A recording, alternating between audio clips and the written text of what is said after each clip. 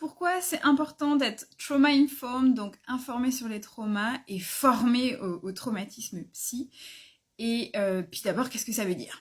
Alors c'est important d'abord parce qu'il n'y a rien qui ne ressemble plus à une personne traumatisée qu'une personne non traumatisée.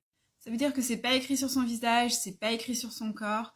Par contre, l'approche que quelqu'un va utiliser aura un impact vraiment très important et beaucoup de conséquences. Par exemple, j'ai déjà eu un ostéopathe qui m'avait dit au cours d'une consultation où j'allais le voir qu'en fait la confiance c'était une histoire de mindset et une décision à prendre.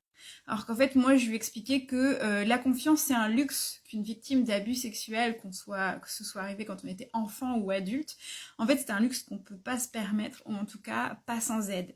Et que ça, c'était un luxe notamment d'homme, de pouvoir dire que la vie qu'il avait eue, il m'avait dit, mais moi, la vie que j'ai une vie sans problème, en fait. Et j'étais, mais ça c'est un luxe, en fait.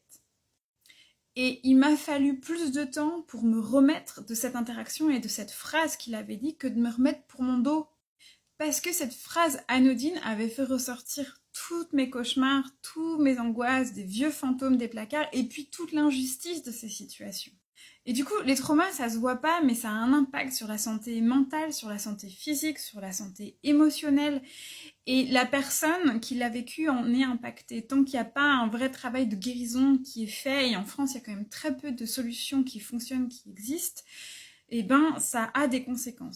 Et du coup, être trauma-informed, donc informé sur le trauma et formé au trauma et comment ça impacte une vie, et ben ça permet de mieux accueillir les gens, de savoir que justement on n'est pas à l'abri d'un traumatisme, qu'on n'est pas à l'abri aussi de pas se rappeler des traumatismes. Moi par exemple, comme beaucoup de personnes ayant vécu des expériences avec le monde médical très maltraitantes, avec des personnes qui nient tout ce que je peux dire, qui m'enlèvent le consentement, avec des pénétrations non désirées parce que c'est un gynéco qui a décidé que c'était comme ça, que c'était maintenant, que c'était de cette façon-là, que ma douleur n'était pas ma douleur.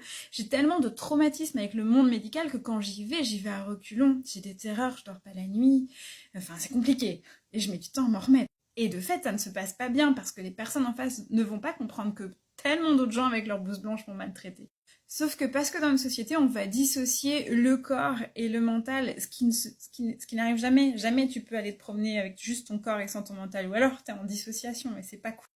Bref, quand tu dissocies le corps et l'esprit, tu n'es pas informé sur les traumas et tu n'es pas informé sur leurs conséquences. Et du coup, l'accueil des gens est différent. Et c'est aussi prendre le parti que de base, les gens vont bien. Et ça, c'est un parti assez bold. Et toi, t'en penses quoi ?